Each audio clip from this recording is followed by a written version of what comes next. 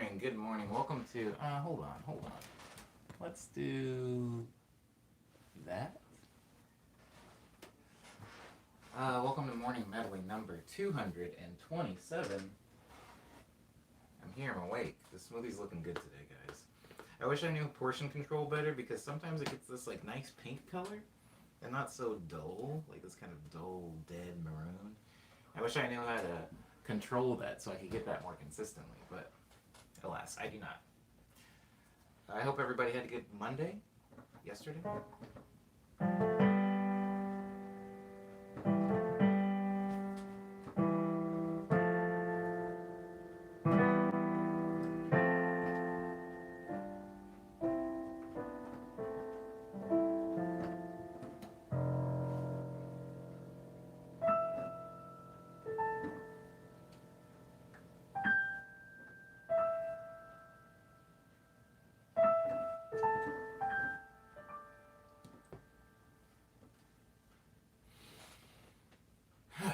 And away we go.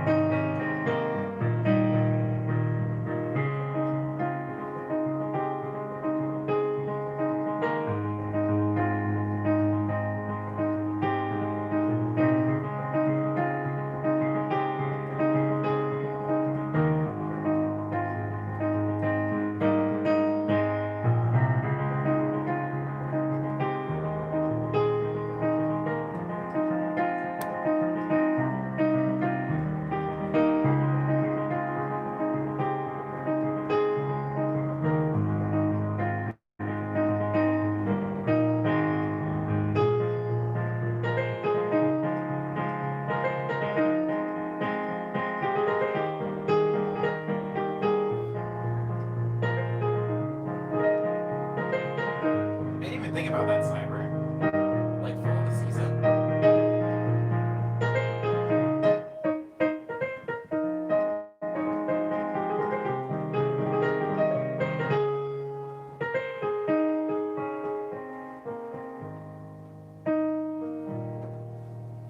Now the reason I felt like a fall guy is because after my workout today, I was really dizzy.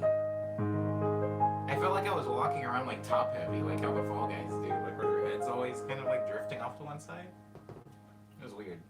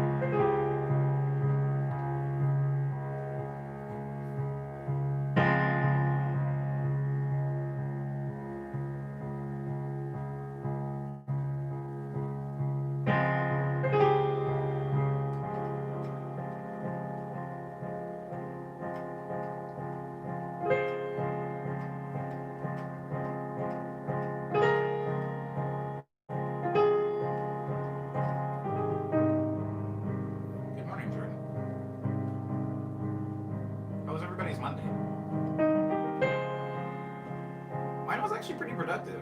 I was able to sit down and get a lot of work done. I've realized something. I think it's something I re-realize every year, which is that it's a lot easier for me to get work done if it's cold than if it's warm.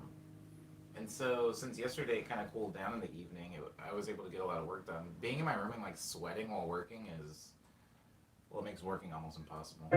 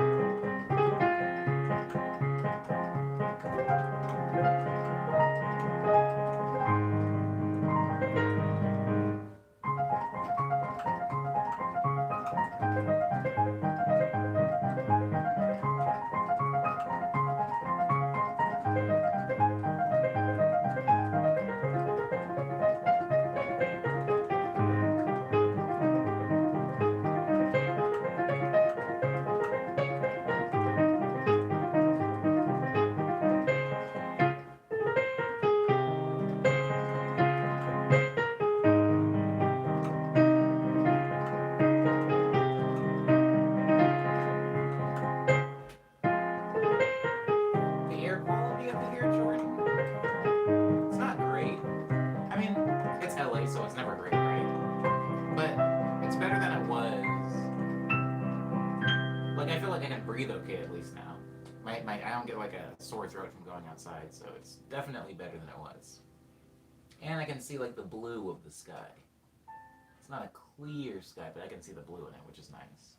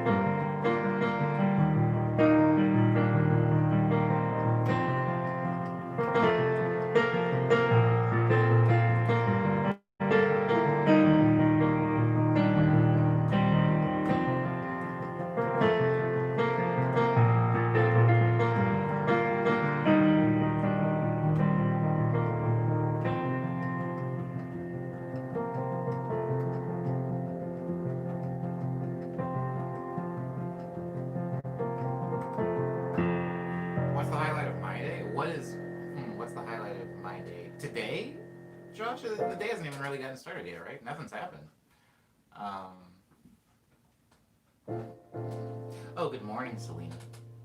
Welcome. It was a guitar Let's. Man. That's usually that's usually the sound that I play. What's it called for Ava in?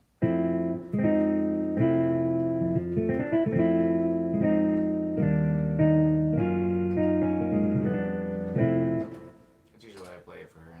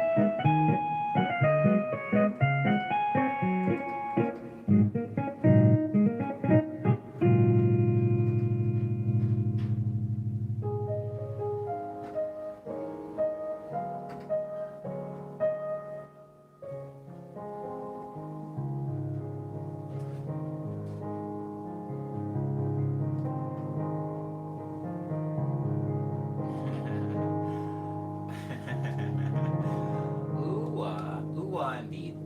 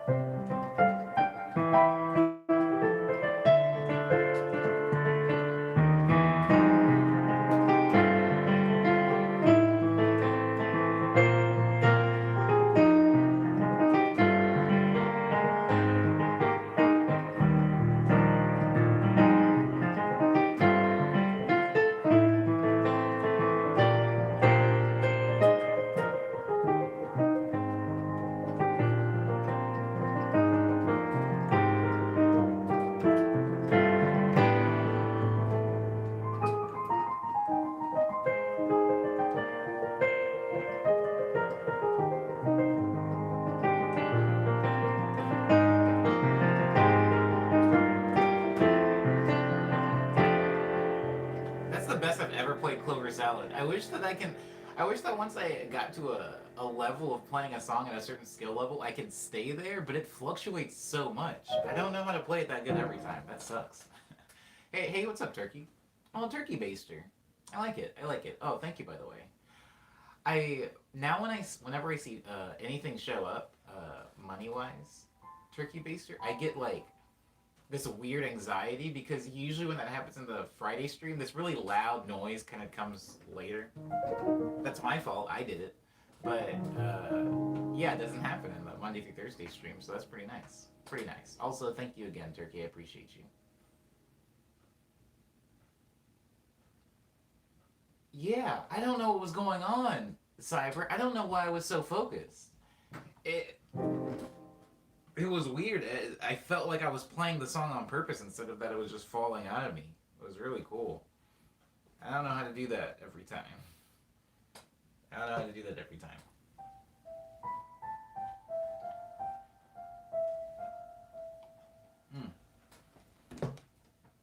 Anyways, yeah, that song was called Clover Salad. This next song is called Love Letters.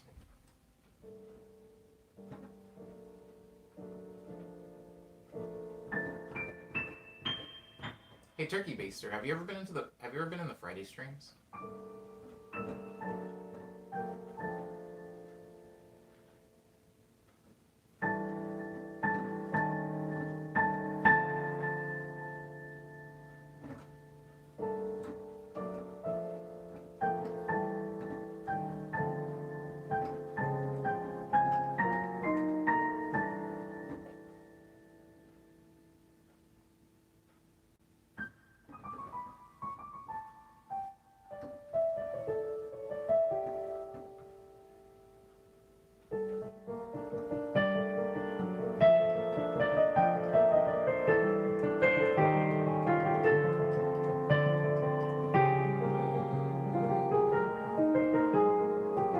Word up. It's different though, Turkey. It's not as much. It's not as much improv piano as it is like production. It's like live production, but I was just wondering.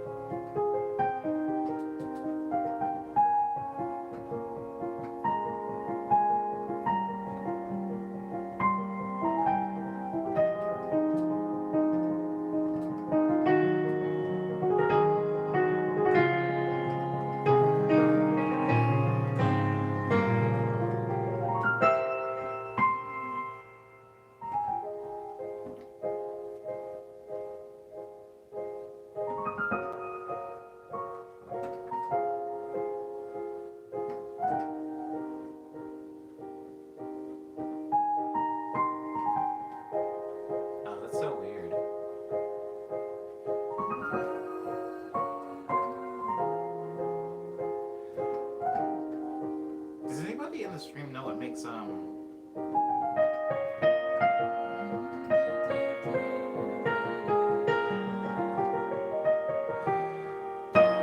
anybody in the stream know what makes chewy cookies chewy versus crunchy? Like, you know, you get like Chips Ahoy chewy cookies and like Chips Ahoy extra chewy or soft or whatever, and then there's the Chips Ahoy crunchy. What makes those chewy ones just chewy forever? What is that?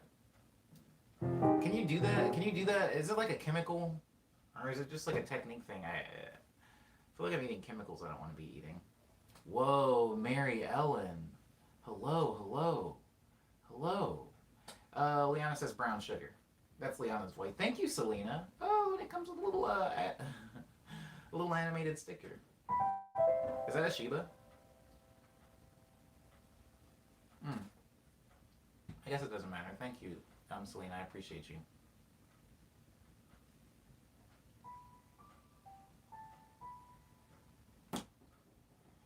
It has been a while, Mary.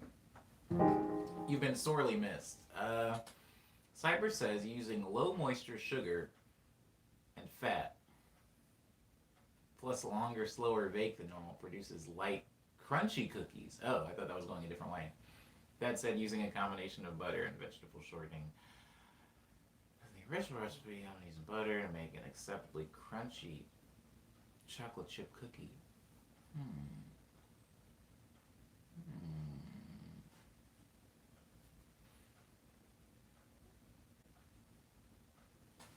Preservatives, huh? Now I was reading Umbi's comment. It's interesting. It's something I always wondered. I don't know. I haven't had a cookie in a very long time. Cookies aren't really my thing. Omitting the white part of the egg makes the cookie chewy. No whites, all yolk. That's cool. I guess that makes sense. Does it? Sure. I don't know. I don't know enough about baking. I'm actually not a big bake person. I make like waffles and stuff like that, but that's not baking. I'm not exactly sure what that is. Frying?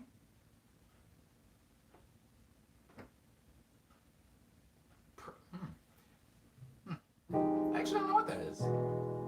Pancakes are fried. Pan fried, right? You're frying a pan. Oh man, I don't want to do this anymore. This next song doesn't have a title, but it's usually a transitionary song that I used to get from one of the others. So I'm going to use this song, or use this transitionary song to get into Beneath the City? No, Into Thin Air. I'll do this transitionary song, then I'll play Into Thin Air. Chewy equals moisture content. Some more fats, butters. The more moist a cookie is, the more chewy it'll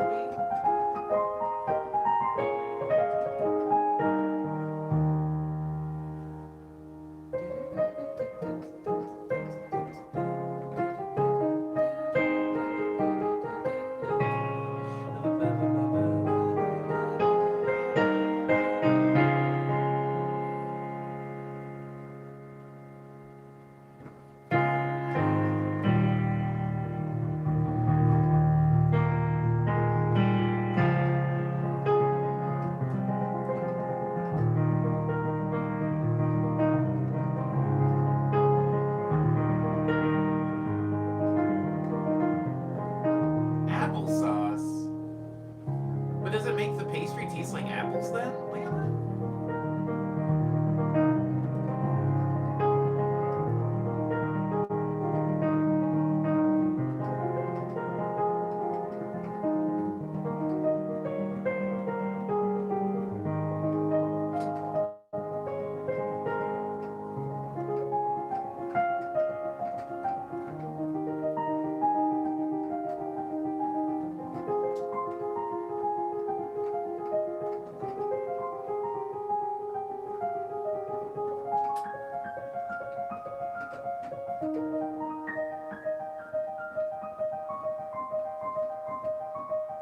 Interesting.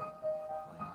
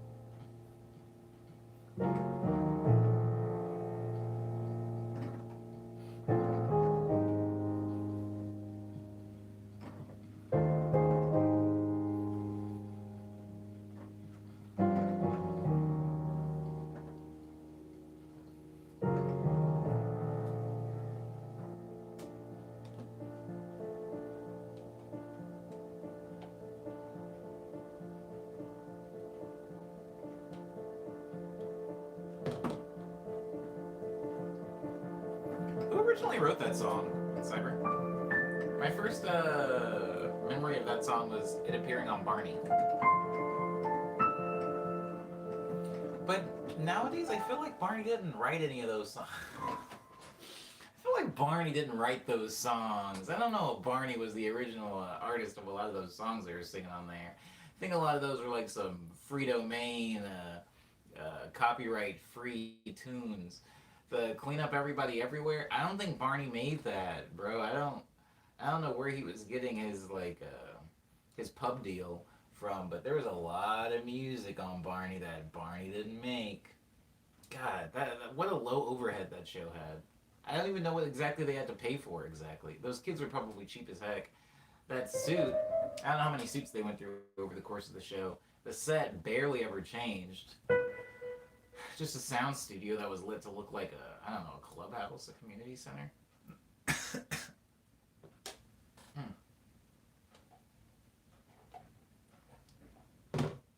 Barney is an industry plant. I have very little respect for Barney.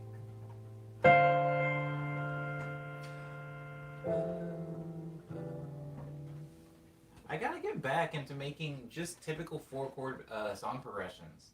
It's a strength, guys. It's a strength. Keyboard 227, yes. It is a harmonica. Wait, what was 226? An accordion, right. They're different.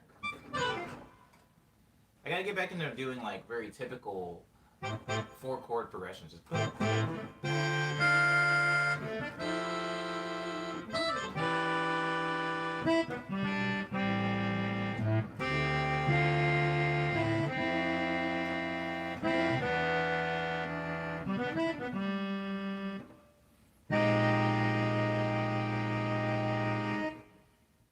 Sorry. Sorry.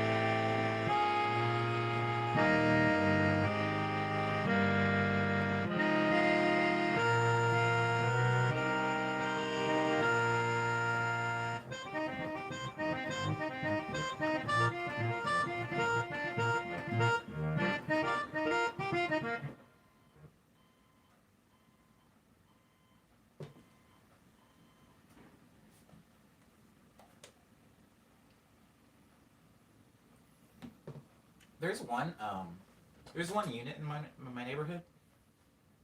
There's always people moving in and out of it. Like, I don't know if anybody stayed in that thing for like more than a few months.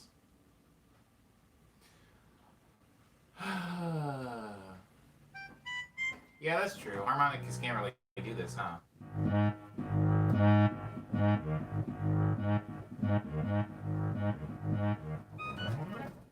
Which of your songs would you consider sad songs?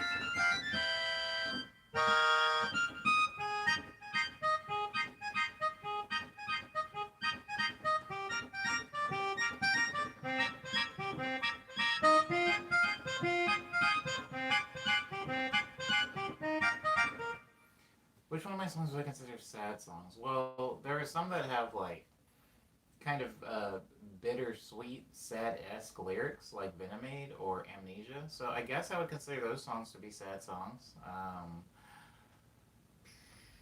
What's a good one? What's another one?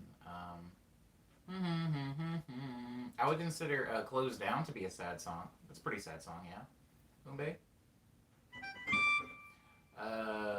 Most of Ego Death is sad. Quick Breath. Also pretty sad. Uber de Cerritos is a sad song. It would have been better if you asked me if I had any happy songs. Usually when I'm singing on the song, it's a sad song. Usually my lyrics tend to be sadder than happier. Umbe. So pretty much any song I sing on, I would say is sad song. But the instrumental songs can be pretty happy, yeah? Like mood-wise, I suppose.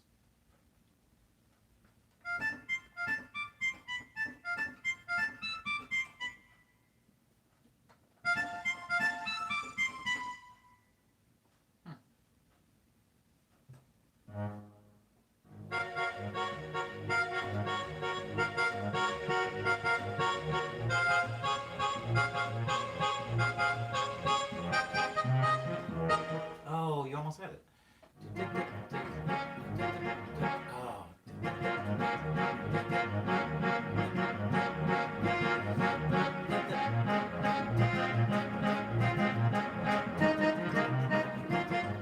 That's really hard for me for some reason. What on earth? Why is it so difficult? Oh,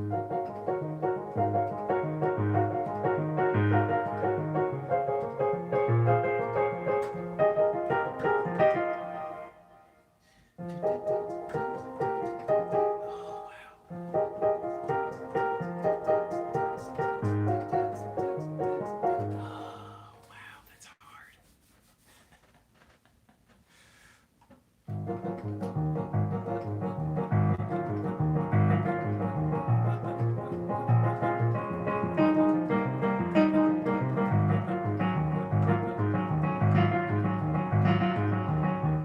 Guys, playing that is taking like 100% of my brain right now. The second I stop thinking about exactly what my hands are doing, I mess up.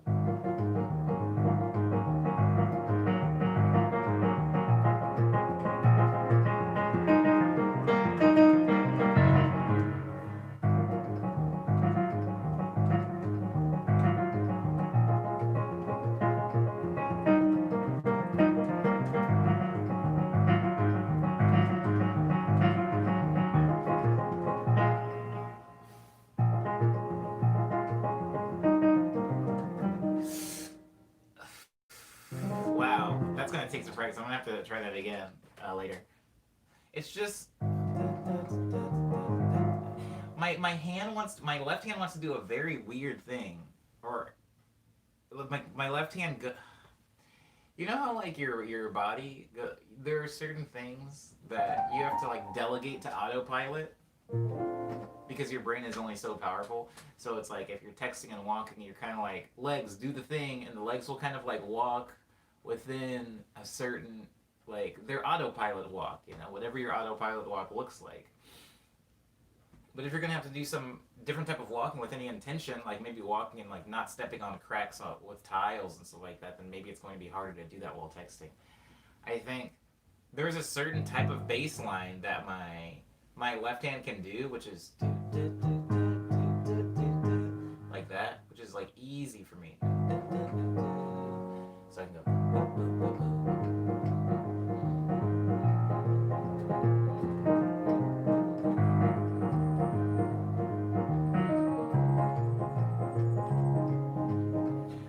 But this one is.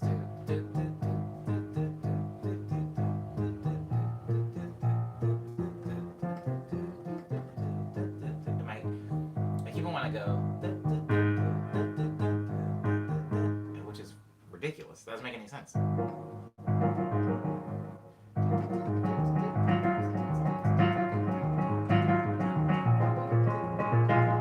did it again. I did it again.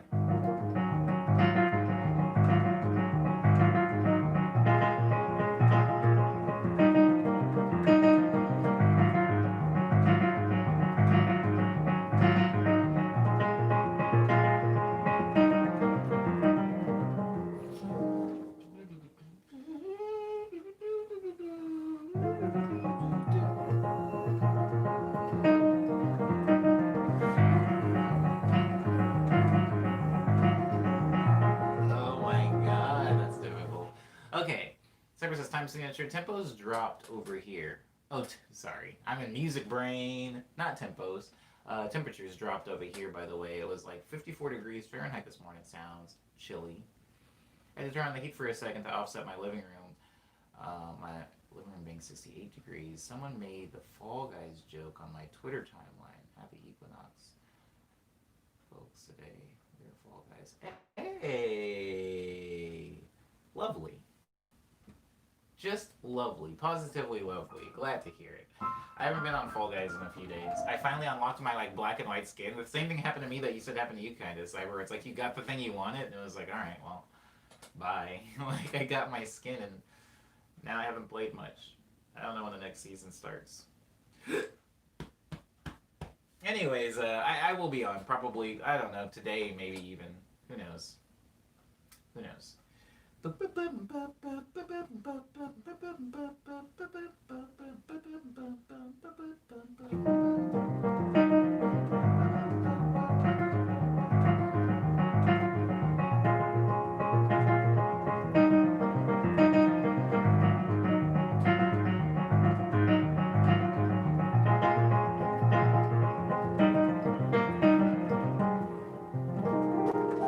Please let me make that.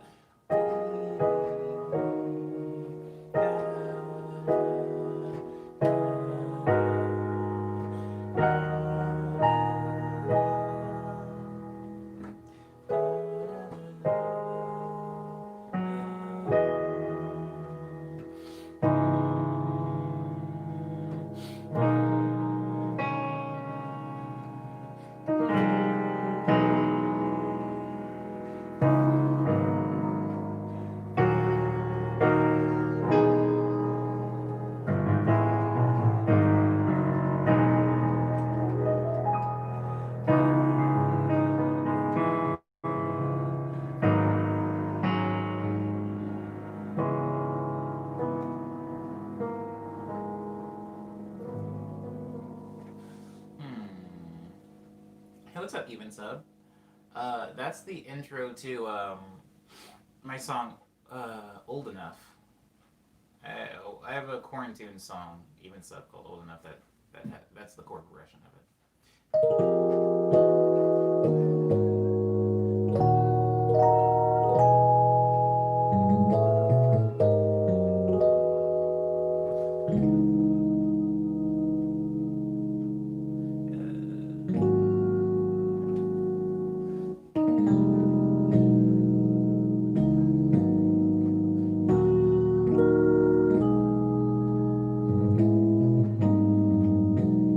Yeah. I learned something about how they did the Emmys this year. Oh, do share.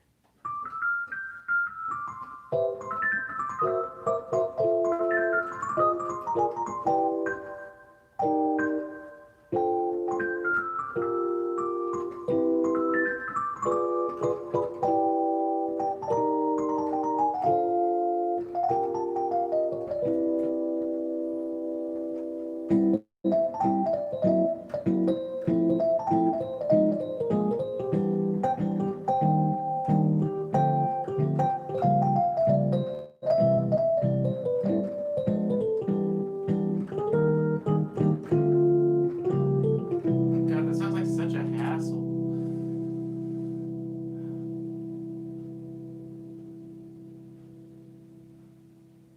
That sounds like such a hassle, but I mean, I guess people really wanted the award show, and I mean, in order to do it safely, that sounds like the only way to do it. Something kind of interesting. Is there anybody in this stream that watches sports, or has been watching sports, or watched sports recently, or regularly watches sports, or missed sports, and is happy that sports is back? Um, I've seen clips of sports. Cyber. uh, I don't know. I don't know much about sports, right? I know about as much about sports as I know about Gundam. Or oh, that's actually a really good analogy. Why have I never said that before? It tracks. It tracks. I know about as much about sports as I know about Gundam. Like I know it when I see it, right? Um, somebody could show me a picture, and I'd go, "Yeah, I'm pretty sure that's Gundam." And somebody could say, "Oh no, the big Gundam, he blew up. He blew up." And I just have to believe them because I think that's a thing that happens. And so when everybody was super happy locally that sports was back, I thought to myself, why? And I think people just need sport, and that's fine because people also very badly need Gundam. If Gundam went away, there would be riots in the streets of Little Tokyo. I guess I don't know who cares about Gundam, but people would be really upset if it went away. And now that it's back, I know that it's not necessarily the same, right? People can't go. There's like people are like digitally going. Like I saw like a clip of a basketball game where it was like people that were like on webcams in the stands. It was like a bunch of screens with people on web. It was very strange. Um, and I know people are just trying to make do, make the best out of a kind of whack situation. But aren't some of the teams not even playing? Like, aren't there teams that are going, nah, we're gonna just sit this one out and like not playing this season? Am I wrong? Again, I don't know a lot about sports, but isn't that a thing? Is that a thing? Murray watches soccer. Word up. Murray's part of the greater, the greater planet Earth. Um, everybody, I feel like, except for America.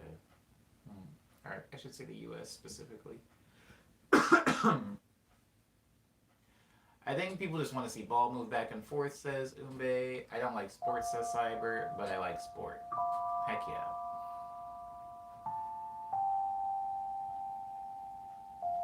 I guess my point isn't saying like, oh, how could somebody want to watch a basketball go through the basket? Basketball. Well, I'm not necessarily saying that. Hey, what's up, Crush?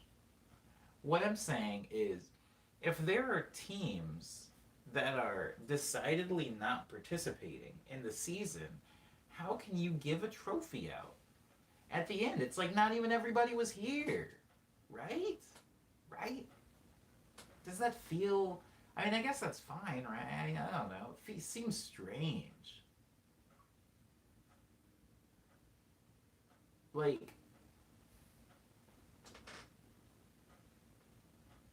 can't we just take a break from sports? It'll be okay. They forfeit.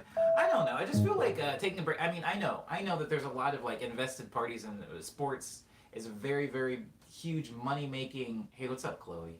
And I know sports is a very huge like money making enterprise, right? It's a giant thing that you can't just stop doing because then people will lose money, right? And people need money to have money. So like I understand why it's continuing to happen. It just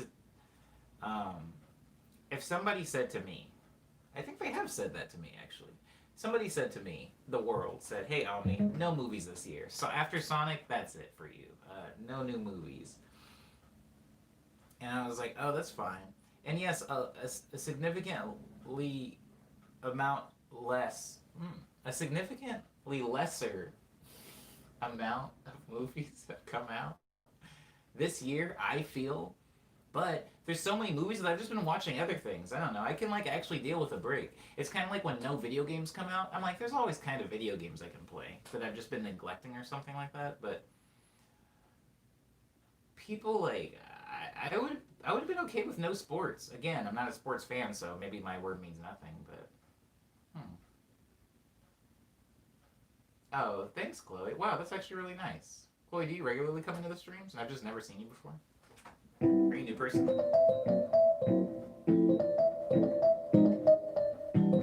I gotta stop playing that chord progression. This one?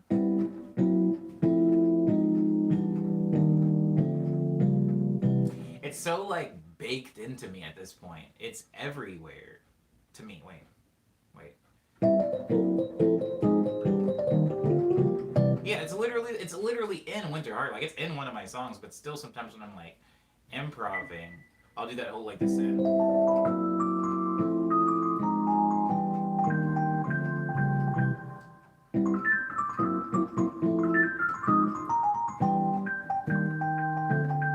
Oh, it's also on that song.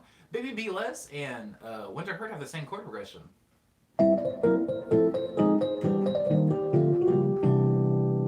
That's Winter Heart, and then Baby Be Less is.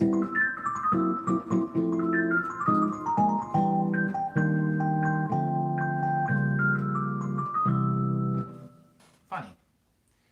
Took me how many years to figure that out? live. Whenever I'm on, you're never live, but I've been a sub for a long time. Oh, well, thank you. I'm glad I was able to somehow coincide with your online time. And I appreciate your kind words. Thanks for saying that. Whenever I can't do something, I just do something else, says Umbe. I've learned recently that this is not what the majority does. Yes, Umbe. It's very interesting. You know when you're in your house and the power's off? And you kind of like, I've recently had like a bunch of power outages. I don't know if it's because of the fires. I don't know if it's because, I don't know why. Anyways, I've had some. And it's like, you do that thing where you like try to turn on the TV and you're like, oh, can't do that. And then you go, oh, you're like, oh, I'll just go on my computer. Then you're like, oh, can't do that. And then for me, I'm like, oh, I'll just play some piano. Then I'm like, oh, can't do that. These are all electronic keyboards. And then I just kind of keep cycling through things until I'm like, oh, that's something I can do. I'll like read or I'll go for a walk. Like you kind of just do something else. I think that within this, like quarantine, and I know quarantine's been lasting a very long time. So people have been, their patience has run out. But I mean, every time I go into Pasadena and I see all the, again, this isn't, I'm not throwing shade or judgment at anybody in the chat that's been going out to restaurants.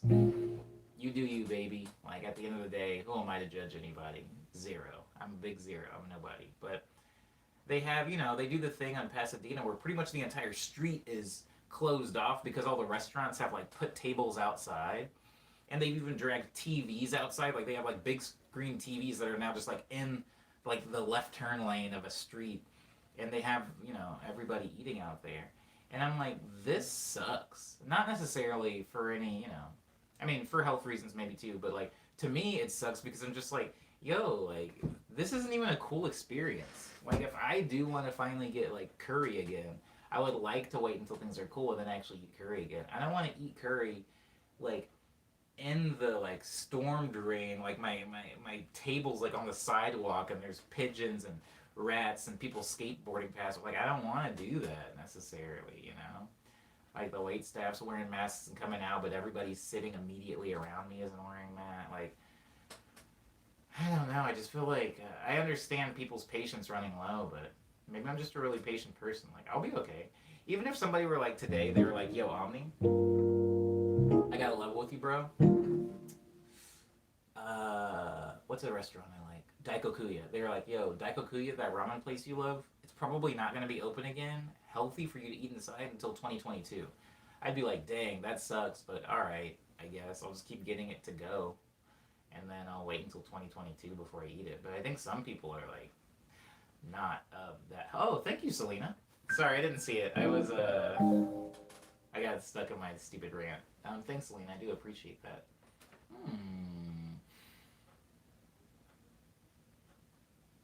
Playing 2K and treating it like a season of sports. I've actually never played a 2K game in my life. Ever. The last basketball game I played was NBA Jam. Yes. I've never played any of these like more realistic shooters. Shooters? Wow. I just referred to a basketball game as a shooter. Sorry. I've never played any of these more realistic ballers? Baller games. Liana says, I got into an argument with my friend once about sports, namely soccer, saying it was dumb, and she was vehemently arguing it's a cornerstone of culture in some people's lives drive. The thing is, the weird thing with soccer is like it's the Earth sport, right? That's like the game that is planet Earth. Like humanity is soccer. I get it. Like you get people together. Eventually, they're gonna try to kick a ball into a goal. I feel like it is sports at its most simple, which I appreciate, and I do like soccer in a weird, like cultural way. I like soccer in the same way that I like.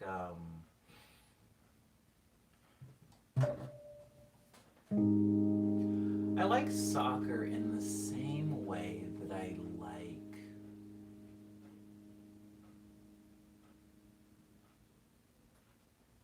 alcohol? Uh-oh.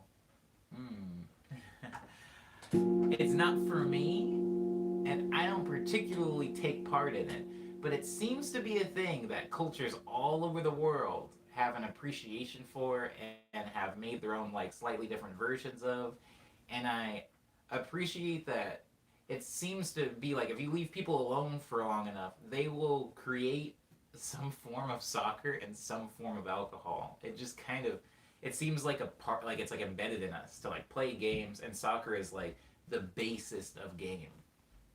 That's what it feels like to me. And so I appreciate it for what it is, but I can't say I personally like watched or play soccer. Um, um, but it does feel very like intrinsic to humanity. I don't know. It's pretty cool actually when you think about it. I don't know.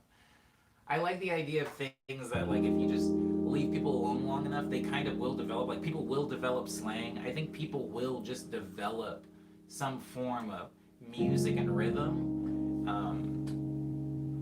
You know,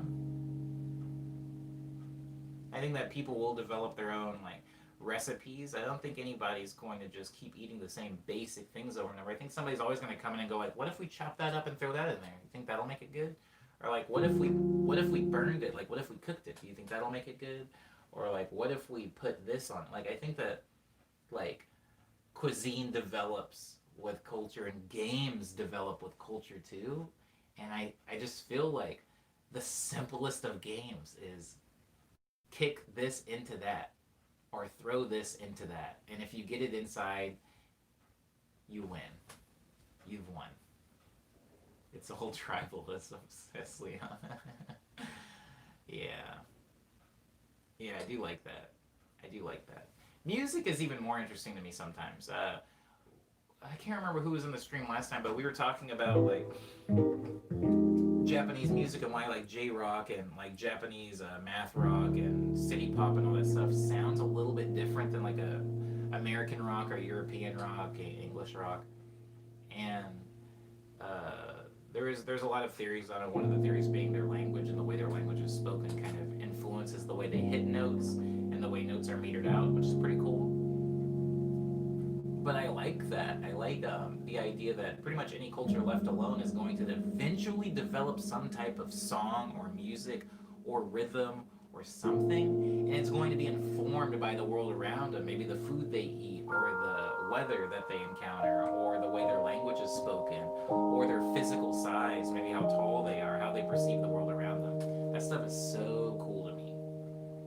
Um, I feel like nowadays, in my personal life, inspiration comes from so much, many different things. I'm seeing so much. I'm seeing like a lot of different types of movies. I'm seeing a lot of different cultures. I'm hearing a lot of different languages. I'm eating a lot of different foods. I'm on the internet sometimes. It's like I'm seeing all this stuff, and so whenever my music comes out, sometimes it's hard to track inspiration and where exactly it came from. Traceable, traceable, traceable inspiration or traceable influence is so fascinating to me. Like when sometimes it can be very obvious, right? Like I don't know if you guys have ever eaten Vietnamese food, or even just looked at the Vietnamese language and the way it's been Romanized. But if you speak French, you'll notice a lot of similarities in Vietnamese and Vietnamese cuisine and Vietnamese fashion to French culture, cuisine, and fashion. And it's, that's how colonization works, right? They were colonized by the French, and so there's a lot of like, even if you look at banh mi and it's on a baguette, it's like, why is there a baguette in like Southeast Asia? And it's because France was there, and so they brought over the baguettes and they brought over a lot of other stuff. Some of it good, some of it not so good, and voila, Vietnamese food kind of looks like French food in a lot of ways. And so sometimes the traces can be like immediately,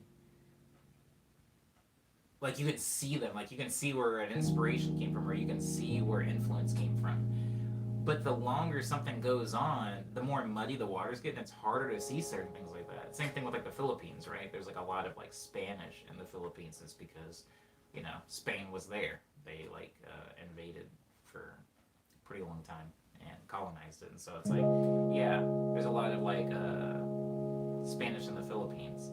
There's a place called Cote d'Ivoire actually, and I mean just the name Cote d'Ivoire, yeah, it's a French. So like France was in Africa, they were all over Africa, but specifically in Cote d'Ivoire or the Ivory Coast, There's a lot of stuff in there. If you think about even some languages spoken there, heavily influenced by French.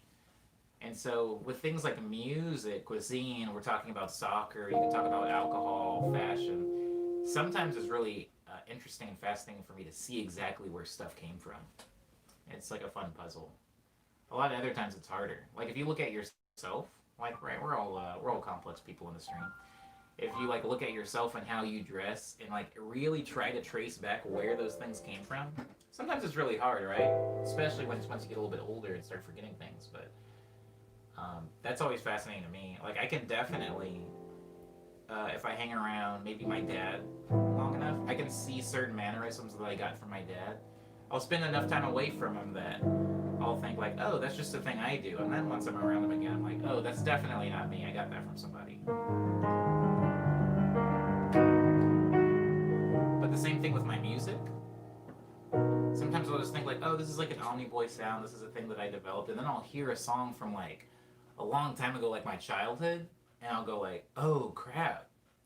That's kind of where that came from. There's a very specific thing I do with chords a lot. Where I will play the same chord progression over and over. Maybe like 3 times. Let me get it. Like if I play this chord progression.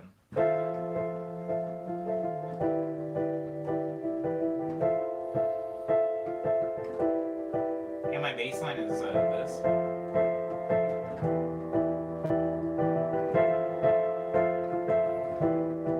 Maybe at the last time that I play it, I'll switch up the bass line.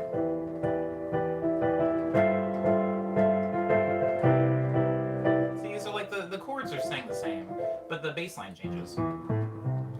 And that is a thing that I think the first time I heard, at least intentively, that I was like, whoa, something different is happening, is in a Linkin Park song. It was the song Crawling. Oh, this is embarrassing. Linkin Park has a song called Crawling that everybody knows because it's like Hybrid Theory Meteora era. And that's when a lot of people liked Linkin Park. Crawling is so good. Anyways, the very last time, like you get used to the way the hook is played, the chorus is played. For the very last chorus, the bass line actually changes. The chords stay the same, but the bass line goes somewhere different. And I remember as a kid thinking that was so cool, and I would anticipate that sometimes for the entire song. And then when it happened, I was like, yeah, that's it. It changes things up a bit. And that was before I was making music. That was before I knew how to make music. That was before I even knew I wanted to make music. But when I got into actually making things, switching up the bass line definitely became something that was a little bit more important to me over time. And sometimes when I listen back to that song, I'm like, I definitely liked it back then. Things come from places. Anyways, the end.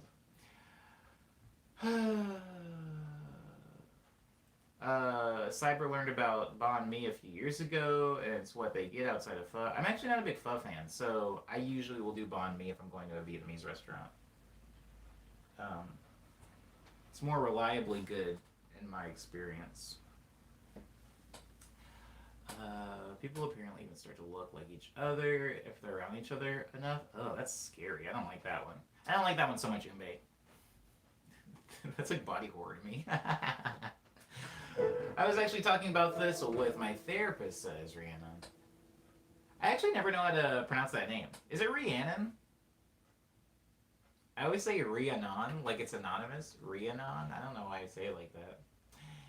Anyways, pick up from those that are around us. We do. It's crazy once you realize how much of yourself is borrowed from other sources. It's scary. It's very scary once you realize that. Yeah, it can be anyways, right? You're mixing it, you're remixing it different to make an original thing, but stuff definitely comes from places. Stuff comes from places. Yeah.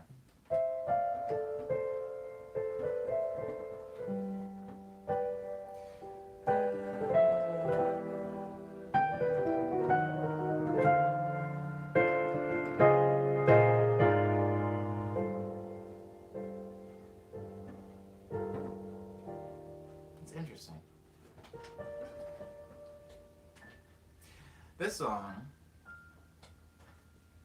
Oh, that scared me. Thought something was crawling on me.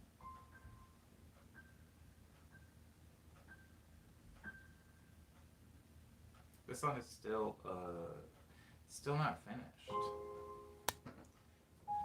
But one day.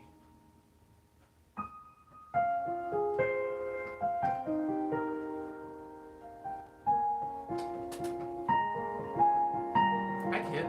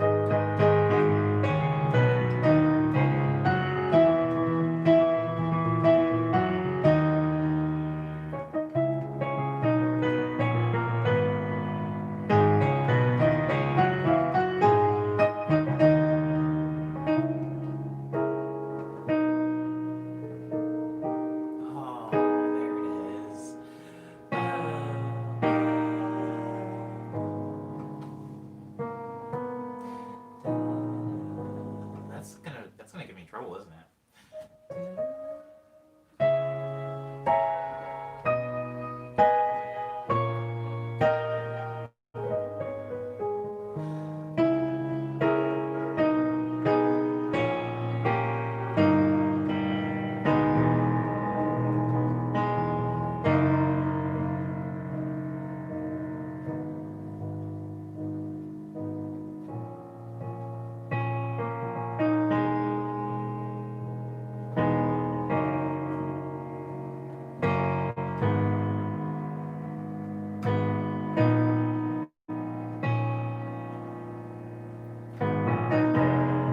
Oh, oh.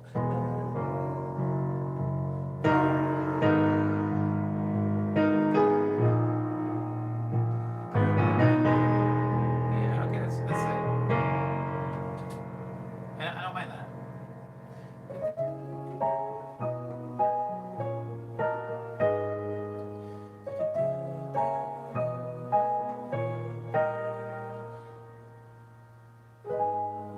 Oh, okay, all right, whatever. I get told to hear this in the movie score animation, says Alpha. Thanks, Alpha. Appreciate that. Hmm. We're actually looking in a way to zip line candy to the kids from the porch. That's pretty cool. I think that here's what Halloween means to me. Absolutely nothing. I don't even care about the holiday, but haunted houses happen on Halloween, and I do like walking through haunted houses. And that's definitely a thing that won't be able to happen this year. So that's what I'm feeling the loss of. Kids and their candy. I mean, whatever. Kids don't trick or treat in my neighborhood anyway. I feel like it's important that I say that. Kids don't trick or treat in my neighborhood, so for the past 6 years, I haven't seen a trick or treater. I don't even know what they look like anymore. Um, didn't like being in haunted houses because of like touching me. Me, Cyber? Certainly not me. Oh, I love haunted houses. That's like my whole thing.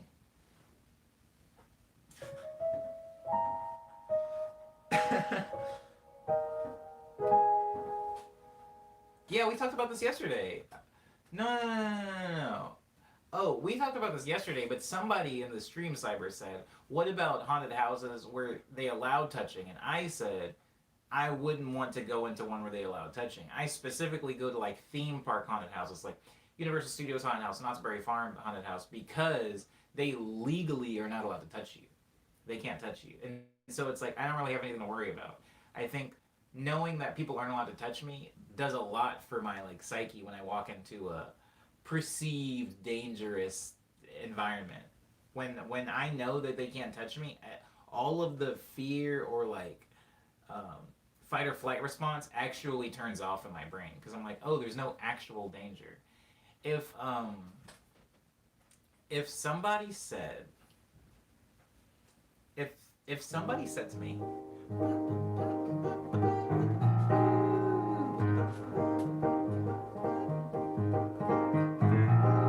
somebody said, Omni, you're gonna walk through MacArthur Park. Okay, first of all, for those people that don't live in LA, MacArthur Park's not the dopest area. It's gotten a lot nicer than it was in that episode of Fresh Prince where they go to MacArthur Park. It's nicer than that, but it's still like, don't hang out in MacArthur Park, guys. Don't do it. I mean, some of you guys probably could chill there. Depends on what you look like, honestly. But I can hang out in MacArthur Park. Still at night, it's not a good place to be. And so if I were going to have to walk through MacArthur Park at night, I'm not having my headphones in or anything. I've got like my wits about me. I'm always like checking my six. I've got my head on the swivel. I'm a little bit more alert. But if somebody told me, hey, there's some weird contract in MacArthur Park where the people are not allowed to harm you, all they can do is look menacing and maybe they can pop out of a trash can and go like ooga booga, but they actually can't touch you on me. You'll be fine. They can't do it. Then would I would be fine. Throw my headphones back on. I don't care at that point because I know that I'm safe. But that's just not a thing that exists. You can't control that many people. But these are like employees. They can't touch me. They would risk losing their job, and so I'm like, I feel okay. I feel okay. But I do love haunted houses, Cyber. I just don't like being in those really weird ones where you like sign a waiver going in saying like I agree to be like touched and like spit on and stuff like that. I know that's a thing. I know that there's like a year-round one that you have to stay in it for like hours and like they're allowed to like grab you and like all kinds of weird stuff. Like I'm not trying to do that. Um, those things are a little wild. I'm trying to get my thrills. I'm not trying to fight anybody in a theme park. I'm glad I finally had a Halloween party for my birthday last year because that was like the last chance to have one. Word, Leanna. I'm glad you had it too. I'm glad you had it. Oh, I didn't realize Kit was leaving. Sorry, Kit. I got distracted. Um, I hope your back feels better, Kit. I haven't been to an urgent care in a really long time, but I've always left them feeling great. Yeah, you heard right, Alpha. You heard right. Um, oh, sick. Kit's still here. Oh yeah, I don't know what's going on, but I hope your back is good. I hope your back is good, and I hope you're taking a break. You did say that maybe it was a sign that you just needed to chill and take a break. So I love me some urgent care. Urgent care is like a hospital for brokies. No offense, kid. I'm not saying you're a brokey, but I am, and I love urgent care. Um. Yeah, no haunted houses this year, guys. Boo hoo, boo hoo. None of that. I won't be at Knott's Berry Farms, or sorry, Not Scary Farms, nor will I be at Halloween Horror Nights. Universal Studios isn't even open, I'm pretty sure. I will be here. Oh, maybe we should have like a scary movie. Maybe we should, guys want to watch a scary movie? Instead of having like the normal like pizza party, we can just like watch a scary movie. If you guys have Halloween plans, maybe we can do it like before Halloween. Or, yeah, not after, obviously, because then that would be November, but maybe before Halloween we'll like watch a scary movie. Um, I didn't even think about that. I didn't think about that. Uh,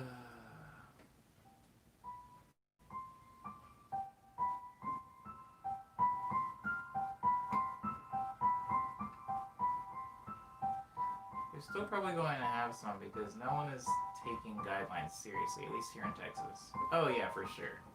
Texans will do what Texans do. And I mean, even honestly, out here, people are being kind of fast and loose with the rules. Um, I don't want every single stream to be a quarantine stream because I feel like it just comes up and then we end up spending like 30 minutes talking about quarantine and how sad it is and what the before times were like and what the after times will hypothetically be like. But I will say I have the patience to wait. I'm not really trying to get out there. It was hard to stop at first. Like it was hard to stop uploading a new video every now and then and trying to like be content king. It was hard to stop doing that, but I did stop it. And I think I'm totally okay now with waiting until things come back. If that means we reopen and I'm launched now because I was so inactive in my quarantine time, I'm trying to make peace with that right now. Like if we open up, if the country opens up again, and then like I don't get booked for any shows, like because people are like Omni Boy, who the heck is that? We don't remember him. Like get this grandpa out of here. We got new people now. Like if that happens, I'm just gonna have to make my peace with that when it comes. But I'm not gonna try to like break the rules or drive myself mad in the meantime, trying to stay active and stay on top of everything.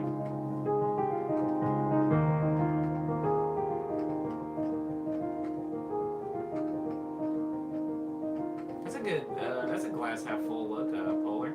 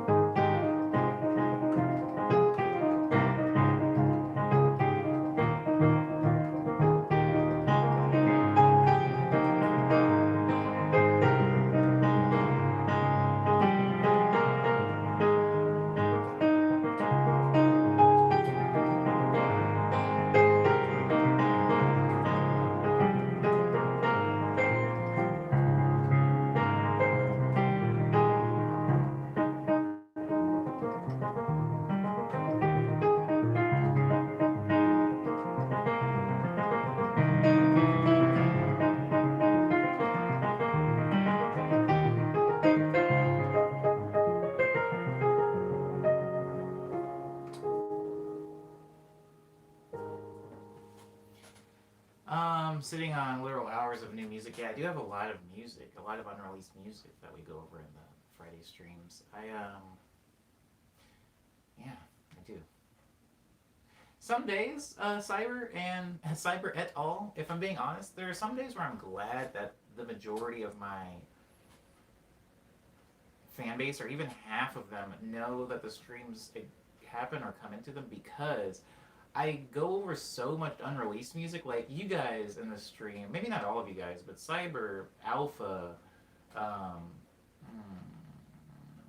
Umbe, definitely, Dar, people like that have heard songs like Dropout, have heard songs like Talkbox and Boss of Fire. You guys have heard those songs like a million times. So when they finally come out to you, it's going to be old news. You're like, this song is like a year and a half old.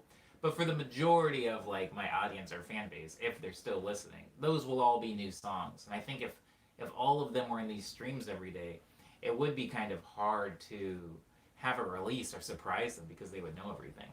And so, I guess having like the smaller cozy stream is a blessing in its own way. I've been listening to music more on Bandcamp lately, and I gotta say, the quality of songs are much better on there than on other apps I've used. Well, yeah, that's because Bandcamp doesn't compress the heck out of the songs. You can't even upload a low quality MP3 to Bandcamp. Like you can't just like hop on Bandcamp and like upload like MP3s. You have to do like waves or FLAC files for Bandcamp. It does. Anyways, yeah, you're absolutely right, Alpha. Bandcamp did something kind of weird recently, and I don't want this to be the place that I trash talk Bandcamp, because Bandcamp is like, I always talk good about Bandcamp, but they did something weird recently that I'm like, I don't know how to feel about. Dumbe says, but most of it still works in progress, if I'm not mistaken.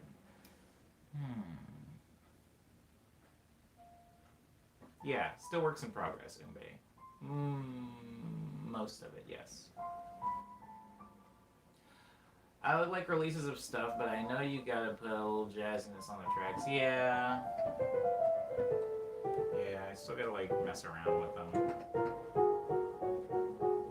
Also, releasing music feels so weird, right? After you've been releasing music for a while, you almost can't just. I used to just like poop out tracks. Like, very best one, that track, I didn't like do cool art for it. I didn't make a cool announcement. I kind of just put it up on SoundCloud, and then I put up a tweet that was like new song. But I didn't really do a lot. And nowadays, it's like I feel like I got to get like the art together. I got to get like a show sometime in the future together. I have to get like a video together, something. You know, I feel like I got to do something for people. Alpha says, what they do? Bandcamp, like Spotify bought some stock in Bandcamp, and now is invested in it, and so now Bandcamp is doing this thing where like they're like, we want to get our artists on playlists, and they're like, how much money do you think you should have to pay to get on the playlist? And people are like, no. They would say stuff like, and again, I always feel bad about talking about people that I've had relationships with, but like, they would tweet stuff like, "Hey, do you think it would be cool to pay us to get onto like Spotify curated playlists? Or no, vote in this poll." And then somebody was like, "This is like the third time that you've posted a poll like this. Like, it makes me feel like you've actually already decided to start charging people to get into playlists, and you're trying to like ease us into that bad news." And I'm pretty sure that's the case. And I just feel like anytime something like that happens, like, I mean, that's kind of already what's happening, guys. Like, if we're being honest, like, do you guys know what payola is? Are you guys familiar with payola? Payola. I could tell Very Best One was one of those rare tracks you just kind of get inspired and spit out one day. Not particularly fair to compare it to the rest of your discography, in my opinion. It's a good point you're making, Umbe. Yeah. Wow, Cyber knows. Yeah, it's like pay for play. It's like if I rolled up to like a radio station, Alpha, and I gave them like my CD and like $5,000, and they were like, okay, well, I played a few times on the air. Like that is a very, very common practice that used to happen. It is illegal. It's considered bribing, but it never really goes away, right? You can say that bribing is illegal, and you can define the terms in which that bribe doesn't happen, right? But people are still gonna like do things, like favors to maybe sweeten the pot for somebody. You can't get rid of that, unfortunately. You can't outlaw that. You can't make that illegal. In the same way that if somebody's like been my homie and they've been like there for me and like coming through all the time, maybe they like pay for my food or they buy me something for my birthday or they do all that stuff. When it comes time to help somebody or give somebody an opportunity, even if I don't go with them for sure, they are going to come into my brain because I'm going to be like, I kind of like owe them one. They've been like super dope. That happens in every industry, right? And so it happens in the music industry. And so a lot of those Spotify playlists that you see, like the hip hop playlist or Rap Caviar or Chill Out, Smooth, whatever, those playlists, they're not. You have to keep in mind, like, a lot of those things are not algorithmically generated. Now, your playlist, like your Discover Weekly or your, those things are algorithms, right? A robot made that. Thank you, the robot. We love you, robot. But when you think about more of the playlists that have names and they're curated, a human being is putting songs into those playlists. They can put any song in they want. And when a human being is in charge of something, it loses some of its it very quickly can lose some of its integrity because people can be swayed by things. Maybe somebody screwed you over, they pissed you off, and you're like, I don't want their song in this playlist. Or maybe somebody paid you a lot of money, and you're like, I do want this song in their playlist. Or maybe somebody has something you want, and you're like, hey, if I put this song in the playlist, you'll do this, scratch my back, scratch your back type stuff. And so, what ends up happening is people that are in like powerful positions kind of just get put in powerful positions. Like it's like if you have a lot of money, then you can get a lot of plays on your track. If you have a lot of money, you can get a lot of views on your YouTube. Warner, whatever. I don't want to turn this into a rant thing. Warner Music Group, WMG. Or was it Universal Music Group? No, it was UMG. Sorry. Yeah. Dang. I've got some wild. Anyways, yeah, it's UMG. WMG.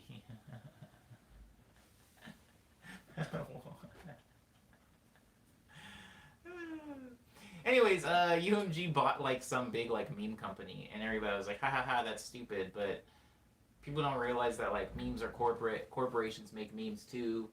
A lot of times when something seems to be blowing up because of memes, like Little Nas X, it's not like a bunch of it's not always organic. I'm not saying there's no such thing as an organic meme, but I'm saying a lot of times when you're saying thing over and over, there's like a reason for that. Kind of like when you hear the same ad over and over, it's not just random. Like there's reasons for that. So that being said, Bandcamp, which is like I love. Why did they do that? Why?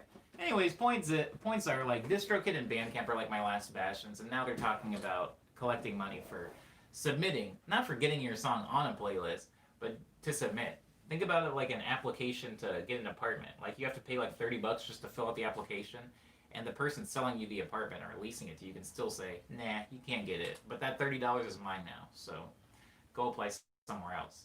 They're basically doing that with songs to get put on playlists. And so basically, if you're broke, it's going to be very hard to get your music heard. Or harder than it already is. Honestly, if you're broke, it's already hard to get your music heard, right?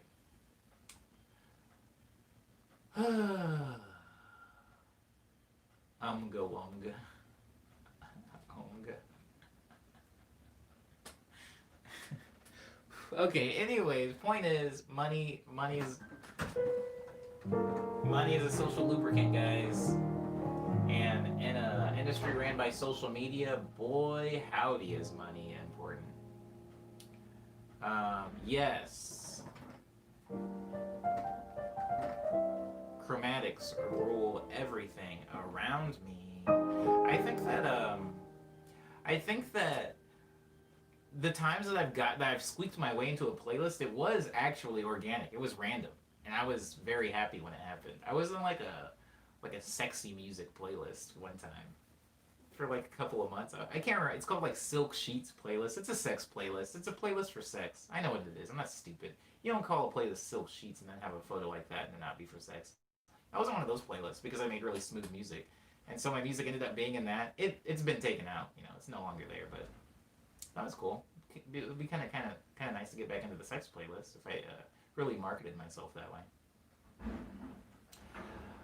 Where do I go now for ethical music listening? Church, Alpha. You go to church. How does that make you feel, says Leanna, about the sex playlist? Um,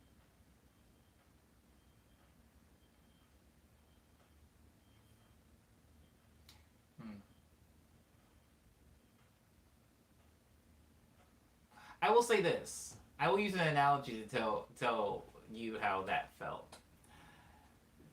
I don't skateboard, right? Remember when I hung up my skateboard forever and I said, no more, guys? And the reason I said no more, guys, is because I fell in a weird way and I messed up my wrist. And I was like, you know what? If I mess up my wrists or my hands or my fingers, music's going to be very difficult for me. Music makes me money and it's fulfilling. Skateboarding is just fun. It didn't make me anything. It wasn't a career. So I was like, I think I'm hanging this up. It's not worth the risk anymore.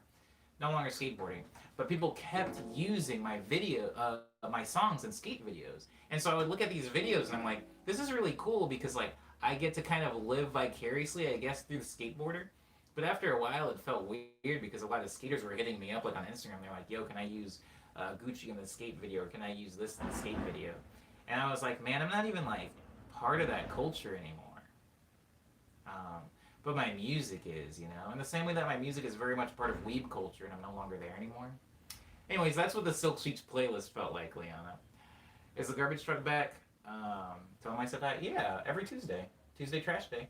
Tuesday pizza needs a $2 slice trash day. Um, I don't know if the chance to use sex playlist. I mean, you can use it. You can use it, Alpha. You can, like, study to it, I suppose. Now the priest making bank off that gospel music, too. Sorry. I was making a joke, Umbe. I was making a joke. The music that's happening in churches is not always... Somebody can make the argument that's rarely ethical, but no, I was making a joke. You're absolutely right. Yeah, there's super churches are a thing. But where can you go to listen to music ethically?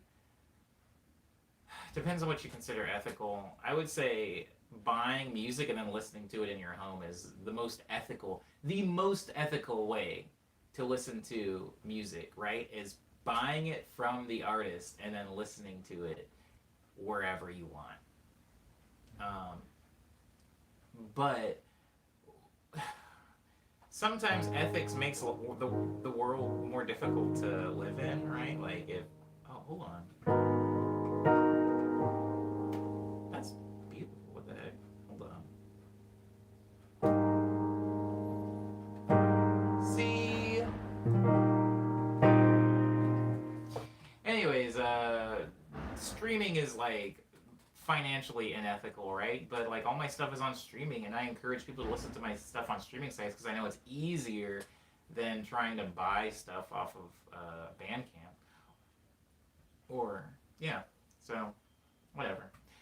Freeways from the Table Music Baby, full of ethics. Absolutely, absolutely, Cyber. Ethical music is in the streets, and if you throw mad tips in their hat, oh, no busking for me. That's a scary life for me. What's that thing that Kanye not owning is man?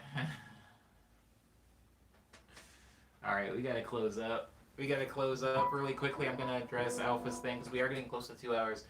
Alpha says, what's with that thing? What's with that thing with Kanye not owning his masters? Well, Kanye doesn't own his masters. That's what that thing is. That's what the thing is. The thing is called, when you sign to a label, you don't own your masters. Big surprise. Guys, I don't know what we think a label is. The label is not your rich uncle. Oh, is that the still done?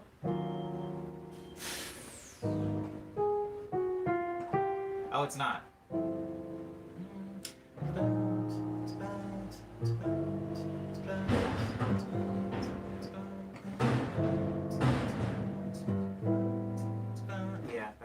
I found it.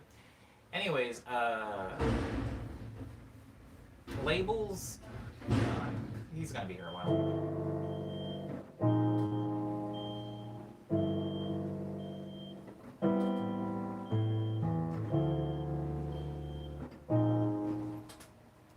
Um,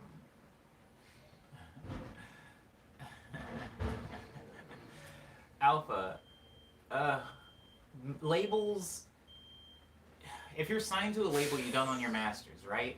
Think about it like a an apartment. Oh, Alpha. I love analogies. Alpha. I live in an apartment. In case you didn't notice, this is not a house. Nor do I own this property that I'm living in. So while I'm here, if I really want to, I could get new windows. I could get new light fixtures. I could tile the floor. I could get new wood. I could get new carpet. But at the end of the day, when I leave, this is the apartments. You know, it belongs to the landlord. And when they move new people in, it's the landlord's windows. It's the landlord's carpets. It's no longer mine because I no longer live there. When you sign to a label and you make music under that label and you release music on that label, the label owns the master of that music. You know, like, part of it is yours for sure. You're definitely getting a cut of that. But it is considered a universal music release, a Capitol Records release, you know? And depending on your deal, you know, some people got some really bad deals, but depending on your deal, you could die and your grandkids could not be seeing a red cent from, you know, your music. That music will all be going to the label now, right? Because they own it. And so a lot of people actually don't own their masters. I think that this is like a common misconception that anytime an artist talks about not owning their masters, Kanye West, Taylor Swift, Nelly for a second, anytime somebody says, I want my masters, give me my masters back, people react in this way where they're like, oh, that's horrible. I can't believe this artist doesn't own their masters. Why are labels picking on that artist? But that is so, that's like every artist you've heard typically doesn't own their masters. And if they do, it's because they got so much money at some point that they bought their masters from the label, and the label sometimes foolishly decided to sell it to the artist. It's just, there's nothing in it for the label. They're making so much money off of masters. Why would they want to sell them to you? You know? A good example, a better example, music, right? Instead of using the apartment analogy, Alpha, if you are indeed still listening, I have a song with Ehio Robo, right? We made this song and...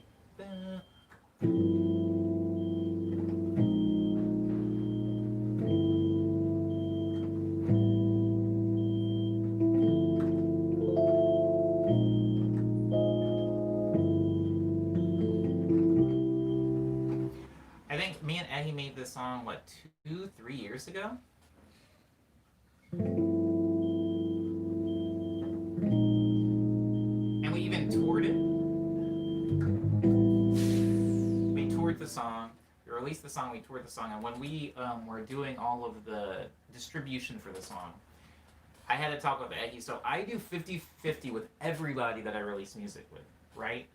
When I made 1/Million, I take 50% of the royalties, and he takes 50% of the royalties. When I made Not on My Watch with Mia Gladstone, I take 50%, Mia takes 50%. When I made Follow Me with Abby, 50 me, 50 Abby. Every single time I make a song with somebody, I do 50-50 splits. Which is not actually common in music, but for me, because I'm like Mr. Nice Guy and I'm super fair, even if I'm releasing it on my own platform, I will always give whoever helped me write the song 50% of the splits. So if you listen to 1/Million today on, if you listen to it today on Spotify, and you know how each play gets like, what, 0.08 cents? 0.08 cents? So if you listen to it today, I get 0.04 cents, and Ehi gets 0.04 cents. That's just how the royalties work. Now, over time, that song has made a decent amount of money. Hundreds, thousands of dollars, right? Not hundreds / maybe thousands of dollars. And that process is automated. Yes, Cyber. It just gets split up. I don't. It's not like all the money comes into my bank account and then I have to send him half of what I receive. The money, his half, I never see it. My half, he never sees it. We only receive our halves, Alpha. Now, if that song was doing really wild or something, like let's say I was like a more of a sharky guy, and somebody said to me, they said, Apple came to me and they were like, "Hey, what's up, Omni? Love your stuff. We're gonna go ahead and put 1/million in this playlist, where this playlist is going to get it to garner millions of plays, tens of millions of plays." And I see that, and I'm like, that's a potentially a lot of money for me. I would like to not share this with Ehi. I want 100% of those plays. So I go to Ehi, not telling him about the deal that I just got from Apple, and I says, "Hey, Ehi, I will buy out your share of or your royalties on the track. I'll buy out your splits. Basically, I will give you $5,000 today, cash, but you take your name off of the royalty split." And since the song has been making such a little amount of money, I don't know, like maybe $5 a month, since it's making so little, Ehi might go, "Well, that sounds dope. Yeah, $5 a month versus 5,000 now. Give me the $5,000." I give him the $5,000. Now I'm making 100% of the track, and then the track gets put up on that playlist, and now I'm just eating. I'm like a little gluttony pig, and Eddie has his 5,000. I end up with millions of dollars off of this track. Now, when it comes to splits from a song on a label, think about it. There's way less. When I make 1/million with Eggy, um,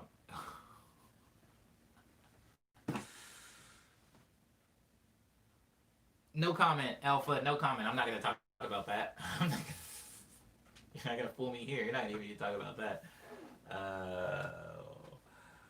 Oh, Christ. Anyways, what I'm saying is, when you're signed to a label, there's more than just two people.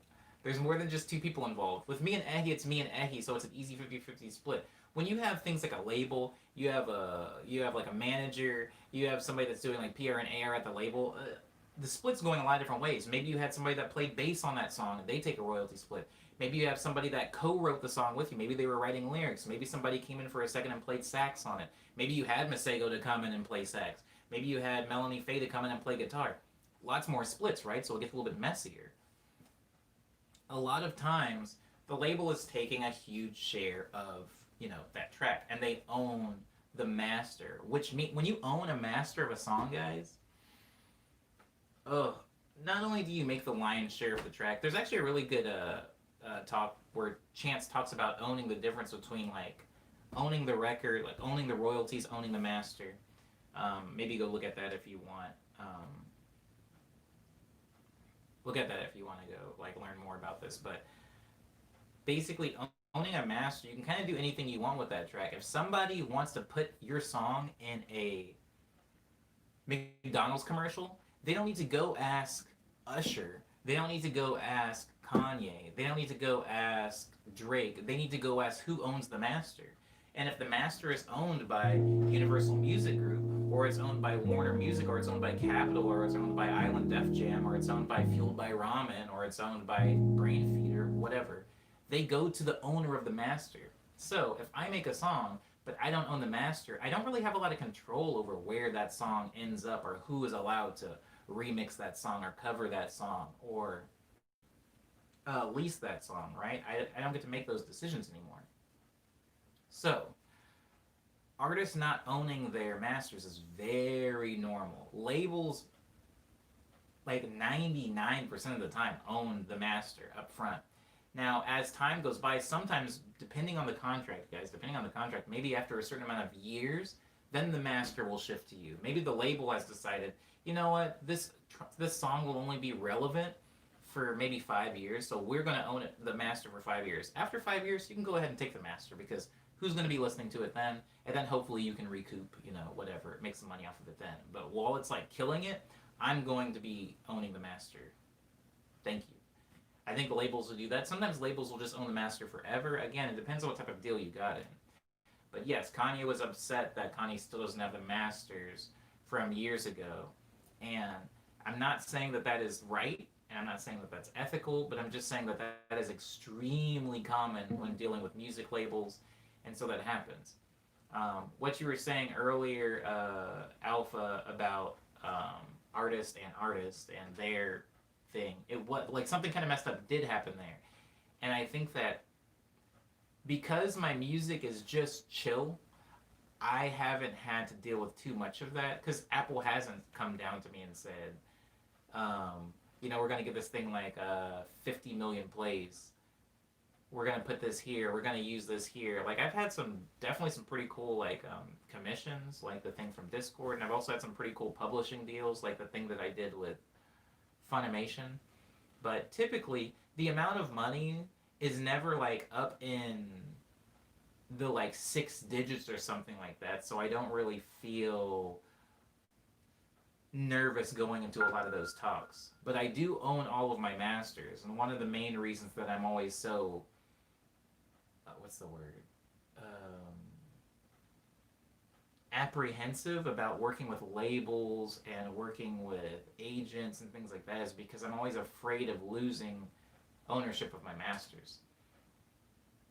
I think ethically and maybe even ignorantly, when having to choose between having like a so song as far as popularity, a song that's like performing okay, but it's mine, versus a song that's overperforming and it's like the song of the summer and it no longer belongs to me, I would choose the former over the latter. Just because I have a little bit more control over it and it feels more authentic, yada, yada, yada. Ethics in music, blah, blah, blah. But that's what Kanye was talking about, Alpha. That's what Kanye was talking about. It was just a lot of people, you have to remember also, like, a lot of these deals are from a long time ago and these people were young. The stuff that Kanye's talking about, like, all the like signing and stuff like that. These people are like signing at like 19, getting like hip hop deals before they're even old enough to drink. So they're just like so happy to see money that they're signing the wildest contracts. I'm not like some like 18-year-old that's just trying to see like 500 bucks. So I'm usually not signing bad deals anymore. But I totally get it. Yeah, people can get trapped into a bad deal if they're just young and they don't know any better. I have the benefit of being able to look at people like Kanye, or people like who else had a like notoriously bad deal? Um,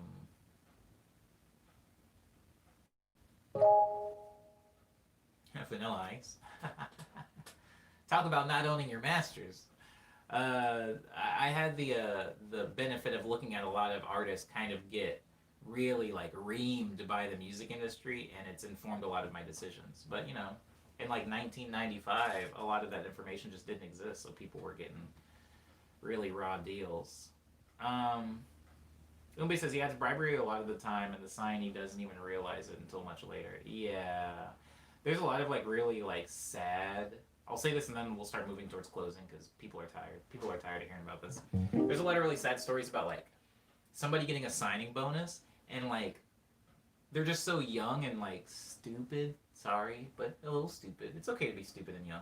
They're just kind of so young and so stupid that they think the signing bonus is just money. They think it's like free money, so they'll spend it all. Like what a signing bonus basically is, guys. Or even like when you get a signing deal or a pub deal. Not necessarily a pub deal. Pub deals are different, but like that money isn't. You're given, the label will give you money. You have to pay all that money back. Any money a label ever gives you, guys, you owe that.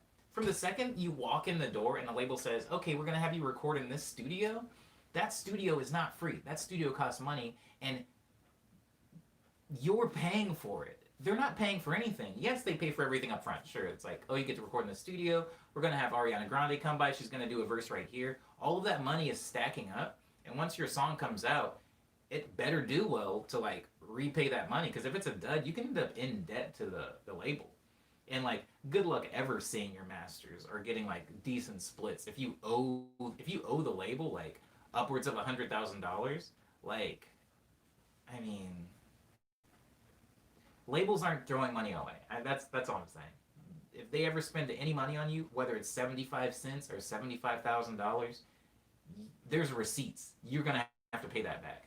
Whether you're paying it back by playing a show and them taking a large sum of what your booking fee was, or whether you're going to make it back by selling T-shirts and them owning your likeness so that they can put that your face on more shirts or whatever, and you don't see a cent from it. They're gonna make the money back. Just something important to think about. So sometimes people will get signed for a signing bonus, and they'll spend all that label money on like cars and junk, like get a new house, do all kinds of like wild stuff with that label money, and then all of a sudden, we hear horror stories about ex artist that's like filed for bankruptcy, and you're like, how? I just heard their song on the radio yesterday. I just saw them on stage at Coachella. How are they broke? And it's like, that's not their money, man. Anywho, there's just one female rapper who got screwed over 8 years ago and owes the label a lot. Yeah. Stuff is sad. Stuff is super sad. Guys, I have I have some releases. What a downer. Jesus. I have some releases out. One's called Tall Tales. The other one's called Signals. One's called House of Omni. And then I have Nice Dream, Speed Dream, Daydream, Lust Dream, Love Dream. And I have Quick Breath and Ego Death. Quick Breath and Ego Death are the two most recent tracks. They can be found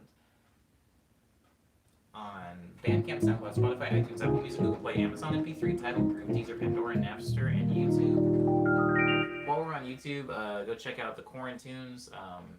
They were just some songs and videos that I made while we were in quarantine. I played one of them earlier today. That one, referred to as Old Enough. It is Tuesday, which means that not only is it trash day, but it is Pizzanista Tuesday, so I might have pizza. I'm actually not in the mood for pizza. It's really weird. I'm changing, I think. I'm changing in quarantine. I actually don't want pizza today, which is the first time I can say that on a Tuesday. And I mean, I can't remember when I've ever said that. But I don't really want pizza today. I'm probably still going to eat it anyway because it's a deal. It's on sale. And I don't like passing up deals. Cyber says on Spotify, if your music ranks highly for a generic search term like relaxing or white noise, you can accumulate enough listens to steadily make hundreds of dollars a month with minimal effort. This is very true, Cyber. There are a lot of artists that will put up songs that are just similar to other songs. Or there are people that will make an entire career out of just doing covers, and they get those covers whitelisted, so they're making a small amount, right? Like maybe they just do Drake covers, or they just do like Disney movie covers, and they get them whitelisted, so they're not even making, like 50% of the revenue. They're making like something like 20 or 10% of the revenue, but those songs are so big that they just accrue. It's like a battle of attrition. Like they just throw so many songs out that will get maybe one stream, maybe even by accident. Crap adds up at the end of the day. It adds up at the end of the day, I tell you. Pizza once a week is a lot, says Leon. Ha ha ha, I say to that, because I don't have pizza once a week. I think I might have pizza like twice a week. Twice or 3 times a week. Because it's like Pizzanista is Tuesday. I only get it on Tuesday, and that's not the only pizza I eat. Sometimes I have Little Caesars, Sometimes I have Mama's. Sometimes I have Petrios. But, pizza once a week. I used to have Costco pizza before quarantine, and they made it so that you need a membership in order to order pizza. I miss the good old days. I miss the good old days where you could just walk up to the window, no card in hand, hand them a couple dollars, and they'll give you a big old slice-a-roo. It has meat, it has greens, it has fruits, it has veggies. Ooh, it has dairy, it has all the food groups. It does, indeed. Pizza is truly the healthiest thing you can eat. I agree with this. Very balanced. It has fruits. It does. Ube? Pineapple or tomatoes? I mean, I'm going to go tomatoes. I don't really like pineapple on pizza.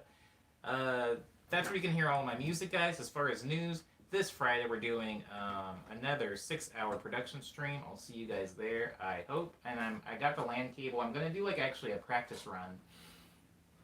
I'm going to do a practice run of the production stream, maybe the night before, maybe Thursday night or something, just because I want to make sure that it's going to actually work. I've been having weird internet issues, so I got to get to the bottom of that. Hope I'm not late, says Crow. Um, uh, I don't know. I mean, it is ending right now, but I mean, it's the same time every day, Crow. It's the same time every day. You never have to wonder. You never have to wonder if you're late because it literally starts at the same time every day. Um, but thank you, Crow, for making it in. I appreciate you. And thank you, Selena, again, for the $5. I saw it, and I know that it's just enough for hot and ready, but I still am going to be getting Pizzanista today. I'm going to spend the $5 on Pizzanista. Had a bacon pizza Saturday and wanted to end my life after it was too much, man. I can't eat bacon pizza. Putting bacon on pizza is weird to me. I don't like when people put bacon on pizza. That's strange. And I mean that with love. But I'm sorry that it had a negative effect on your body, Alpha. I hope you're okay.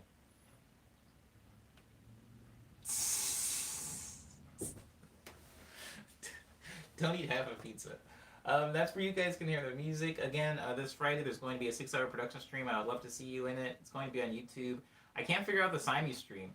Basically what happens is if I want to stream simultaneously on Facebook and YouTube, I think I can't schedule a stream on YouTube, which kind of ruins the whole thing. Maybe the Thursday night stream, the practice one, will be on Facebook. I'll try to work out the kinks of that. And also, I'm going to still work on getting that Among Us game together. I mean, I haven't done any work for it yet. I'll just have to do it in the stream, see exactly who wants to play. Thank you so much, Mary. I appreciate you. See exactly who wants to play, and then make a little server so we can all play Among Us together.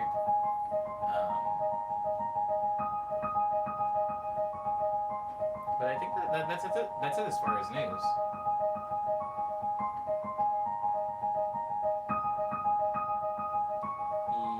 Yeah.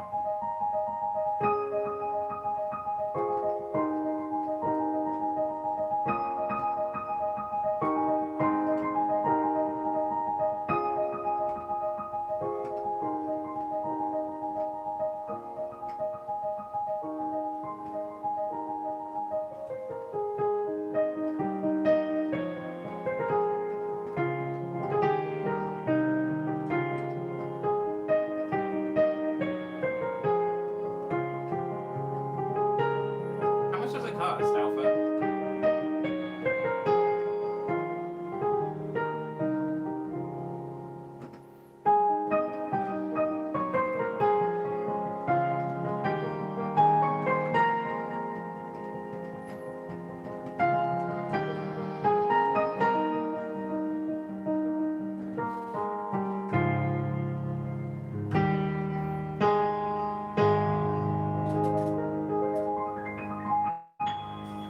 Hello, Dar. Welcome to the very end of the stream.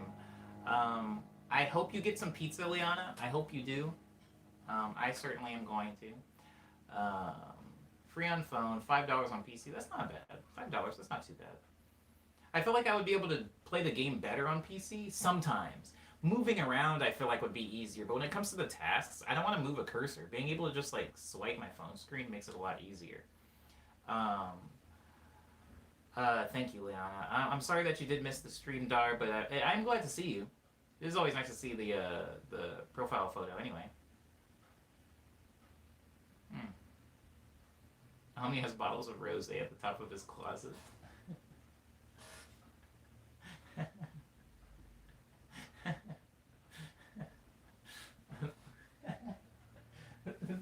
It's oil. This is like oil I put. Well, one of the bottles is oil. The other bottle is also oil. It's coconut oil. And then the bottle next to that is apple cider vinegar. And then the bottle next to that is tea tree oil. And the bottle next to that is lavender oil. And then the bottle all the way on the right is a spray bottle of apple cider vinegar. That would be funny if it was rosé, though. And I kept alcohol in the room.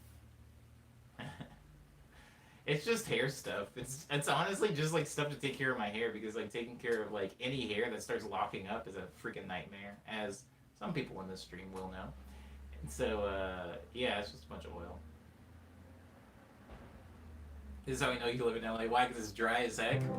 Let's keep my my hair moisturized. But yeah, CBD oils, you gotta have them. I don't, but somebody's gotta. How do you manage your hair? Question for a different stream. I will answer that in a different stream because this is the end of this one. I'm gonna go pick up my pizza. I appreciate you so much, Alpha. And everybody, I hope to see you in tomorrow's stream. It's gonna be 228. I have no jokes for 228, but we are making our way closer and closer to 300, slowly but surely.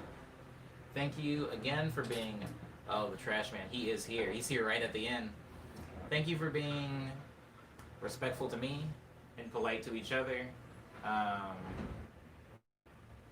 get both, Crow. I'll get pizza and boba. Thank you for being respectful to me and polite to each other. I do appreciate you guys, and I'll see you tomorrow morning at 9 a.m. At 9 a.m., Dar.